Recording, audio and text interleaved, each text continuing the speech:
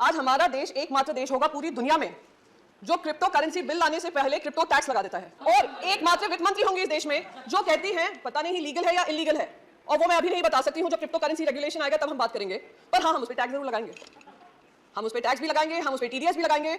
जिस तरीके से बताया गया इस पर टैक्स लगाओ टैक्स लगाओ टैक्स लगाओ और बढ़ाओ, क्योंकि बाकी सारे देश कर रहे हैं, उससे मुझे ध्यान आता है जब देश में कंप्यूटर आया था, देश में जब कंप्यूटर आया था तो हमारा ये विपक्ष ही था जो बैलगाड़ी लेकर बाहर आकर अपोज कर रहा था, कहा था लाखों लाखों युवा बेरोजगार हो जाएंगे, बेरोजगारी चरम सीमा पे बढ़ जाएगी, ये सरकार युवा विरोधी सरकार है।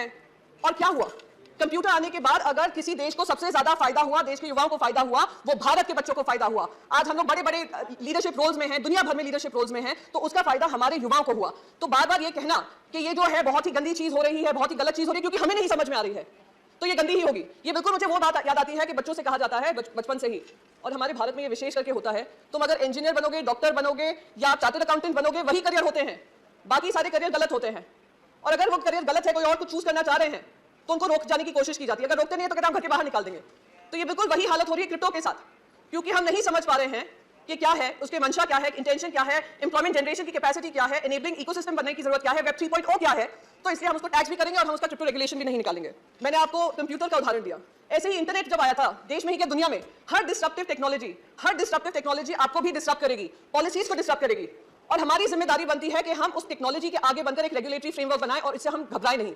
आज जब इंटरनेट आया सबसे ज्यादा अगर फायदा हुआ तो हमारे ही देशवासियों को हुआ, पर दुख इस बात का होता है क्योंकि हम उनके लिए एक इनेबलिंग इकोसिस्टम नहीं बना पाए, उस वजह से वो दूसरे देशों में जाकर, आज आप कैलिफोर्निया देख लीजिए, यूनाइटेड स्टेट्स देख लीजिए, यूरोप देख लीजिए, जो बड़ी मल्टीनेशनल्स हैं, टेक्नोलॉजी रिलेटेड कंपनीज हैं, उसको हेड हमारे इंडियंस ही करते हैं। तो आज वही टैलेंट अगर हमारे देश में ऐसी कंपनीज बनाता तो क्या हमारे देश को फायदा नहीं होता? Sir, I will just conclude with just one last bit कि sir, we are living in the world of web 3.0.